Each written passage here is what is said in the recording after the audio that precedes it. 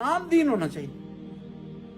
ہم بات نہیں کرتے کہ آپ اسلام کو اپنائیں، لیکن جو دین آپ اپنانا چاہتے ہیں اس میں خصوصیات ہونی چاہیے. ایک فطری ہو، دوسرا عقل کے مطابق ہو، تیسرا قابل عمل ہو، چوتھا کمپریہنسو ہو، جامع ہو، پانچواں یہ کہ زمانہ گزرنے کے ساتھ وہ پرانا نہ ہو جائے، ایکسپائر نہ ہو جائے. یہ خصوصیات کسی دین میں پائی جاتی ہیں، اسے اپنا لیں آپ.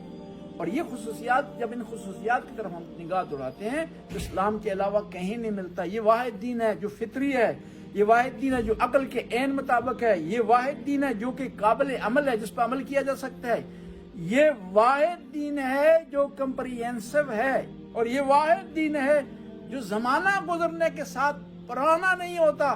اس میں ایک خصوصیت رکھتی ہے جسے اجتہاد کہتے ہیں. آپ زمانے کے مطابق اس میں چینجز لا سکتے ہیں، بلکہ ضرورت کے مطابق بھی. ایک اور چیز بھی اضافہ کرتے ہیں، اسلام واحد دین ہے جس میں کلوز اینڈ نہیں. آپ نماز آپ پر واجب ہے، کھڑے ہو کر نہیں پڑھ سکتے، بیٹھ کر پڑھیں. بیٹھ کر نہیں پڑھ سکتے، لیٹ کر پڑھیں. لیٹ کر نہیں پڑھ سکتے، اشاروں سے پڑھیں، کہیں رکاوٹ نہیں. روزے رکھنے واجب ہیں، بیمار ہیں بعد میں رکھ لیں، بعد میں بھی نہیں رکھ سکتے تو فدیہ دے دیں.